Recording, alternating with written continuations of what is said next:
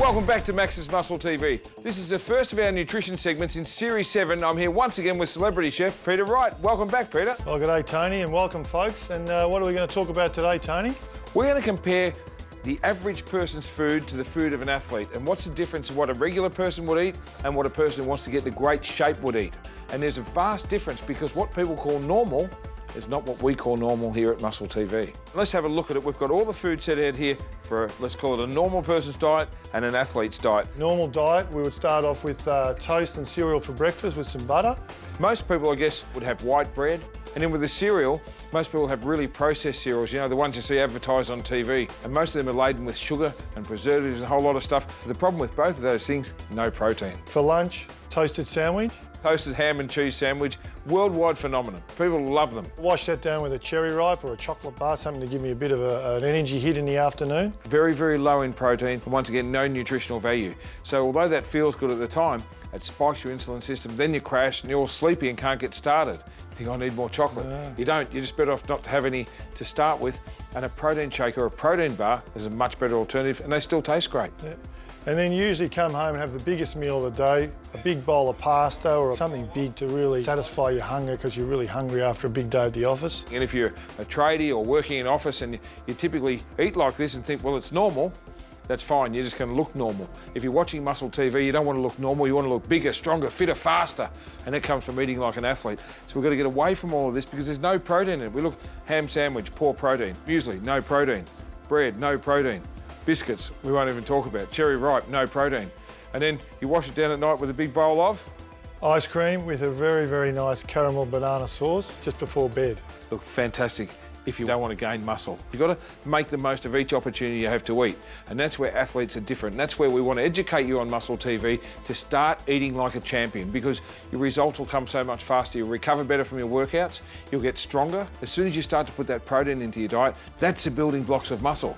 And without that, you can't grow. So that's fine. If you just want to be a regular person, that'll work great. But if you want to lift weights and be bigger and stronger, then you've got to think a little bit differently to 6 meals, which in a calorie or a kilojoule context are probably very similar to that, but the protein contents are enormously different. So what have we got here? We always start the day off with something which is very, very simple, which is oats. There's no need to put sugar or honey with it. Just get some Max's protein powder, mix it through, it'll make it taste better, it'll thicken it up a little bit, and it'll give you that extra belt of protein to start the day. Now, speaking of protein, Max's have really raised the bar. We all know that whey protein's good for you, but Max's have come out with a whole new kind of whey protein. Now tell me, Pete, how do they normally extract whey protein? Well, you've heard the story about Little Miss Muffet and curds and whey. Well, it's exactly like that. You make cheese out of milk and you separate the curds and whey. The whey gets drained off, the curds goes and makes the cheese, and then they extract the whey protein from the liquid coming off the cheese maker. So let's get it straight. Most whey protein that all companies in the world use, which is still very, very good, is a byproduct of cheese making. That's right, yes. Max's have gone another way and they're getting it straight from the milk for the first time ever. So it's a small difference, but it's an important one, extracting the whey protein directly from milk. So Max's really are a market leader with this, because it gives you a higher leucine content. So what's so important about leucine? It's a big deal because it's one of the branched chain amino acids that help with your recovery. There's leucine, ICL-leucine and valine. The best one of those for muscle growth and recovery is leucine. So if your protein's got a higher leucine content, it means you can work better to build muscle and to recover from your workouts. And well, if leucine's so good, why don't I just add a few teaspoons of leucine powder to my shake before I eat it? Well, it's good thinking and it's a good point, and plenty of people do, but it's not as effective. The leucine that comes from the protein that's derived from the milk is peptide bound. Peptide bound means it's a part of the molecule of the protein that's absorbed by your body. When you just add it ad hoc like that, your body can't utilise and digest it the same way. So it is a big deal, and this is groundbreaking sort of stuff. Basically, if you want a better quality protein, Max's WPI is the go. Don't mess around with poor quality ingredients in any of their products, and that's why Max's really will give you results. It'll help you with your recovery, it'll help you with your big workouts and get you back into the gym faster. So Tony, we've also got an omelette. Omelettes are really great, very easy to make, 6 eggs, egg whites or egg yolks, depending where you are in your diet, but it's either or, omelette or oats. Both very, very simple. The biggest difference is there's no carbohydrates whatsoever in your omelette. You've got to work out where you're at in your progress of your diet, whether you're trying to put on a bit of weight or lose a little bit of weight. Personally, I like to have the omelette in the morning. I don't like a lot of carbohydrates in the morning, but that's not for everyone. Yeah. So you've got to see how you feel. People that just have a zero carbohydrate diet, like the egg whites, are probably going to get hungry mid-morning. So instead of having junk or biscuits with your coffee, best thing you do is to carry a protein bar in your bag. You know, to have one ready. Max's has got a great range of protein bars, whether you've got one for recovery or one for putting on weight, or there's cuts ones for when you're trying to lean up. There's Max's bars for the girls that are watching, and they're a great alternative mid-morning because they're full of nutritional value, a whole lot of protein, 30, 40 grams of protein in each bar, which is like having a piece of chicken or an omelette. So mid-morning, a protein bar. If you don't like the way you digest them, there's nothing better than a protein shake. So mid-morning you either have a protein bar or a protein shake, and we call that meal number 2. Even though you're not cooking, it's still a meal. It's still a small meal. And the reason we have 6 meals a day instead of 3 is so your body's digesting small amounts of food all the time. Moving on to lunch, Tony. So we've got here a nice grilled bit of chicken, brown rice and 2 fibrous green vegetables, so broccoli and snow peas, but we could have broccolini, asparagus, any of those fibrous green veggies. I think you can't go wrong as a bodybuilder and athlete with chicken and rice. A lot of people say you've got to have brown rice. Not necessarily. Some people respond better to white rice.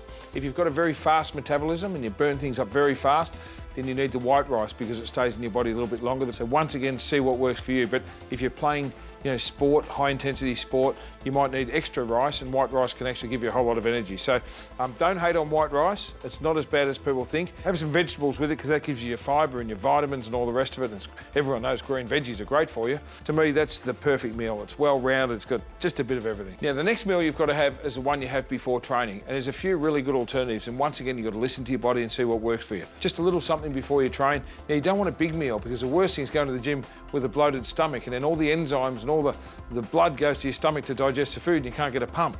So you want something light and lean. Give yourself 15-20 minutes and then hit the weights. So what about after training, Tony? The protein shake, I find straight after you work out, before you go home for dinner, you need that liquid food. And the reason that is you've got a window of opportunity where you've torn your muscles to bits, you've shredded them up, you've punished yourself in the gym, and your body's screaming for nutrition. By the time you drive home, park your car, get the skin off your chicken, heat the grill up or your barbecue, a couple of hours have gone by, that window's shut. The window of opportunity lasts about 30 or 40 minutes after you train. The best way to do it is to get liquid food into your body, and there's nothing better than whey protein isolate. But as soon as you finish training, it's possibly the most important hit that you have for the day. On a big hard training day, particularly when you've trained chest, back, legs, some of your big body parts, you've just got to take your protein with you, get that down, and that goes into your body while you're driving home. It hardly even goes into your stomach. Your body sucks it up so fast, by the time you get home and prepare your dinner, you're ready to digest all over again. Nice big juicy steak, just easily grilled, no sauces or barbecue sauce or anything like that.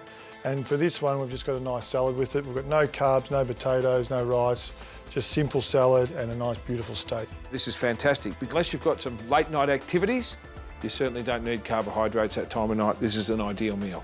In between dinner and bed, I've got here a nice bowl of fruit salad with a dollop of beautiful Greek yogurt on top. Particularly for someone with a faster sort of metabolism, it's got a bit of a sweet tooth, you get a little bit of protein from your yogurt. But if you're counting calories and you're trying to lose a few pounds, forget about the fruit salad and get a protein shake into you. The best thing you can do is to have protein floating around your bloodstream when you go to sleep, because they're the building blocks of muscle. But Max's also make a great nighttime formula, which has some sleeping herbs and some longer acting proteins, and that's really good as well. When you grow, this is very important for the beginners to know, when you grow is when you're resting, and that's why nutrition is such an important part of bodybuilding. A lot of sports people watch MuscleTV because they get the hints from the bodybuilders, they want to look good. But for footballers and rugby players and fighters, they need to recover it just as well. So to summarise, Pete, we've had a look at what a regular person has, and that's fine if you want to stay regular, and we've had a look at what an elite athlete would have, and that's what you want to have if you want to grow and recover faster. It's great having you back in the kitchen, Pete, and no doubt we'll see you throughout the series. And looking forward to it, Tony. And we'll be back with more MuscleTV right after the break.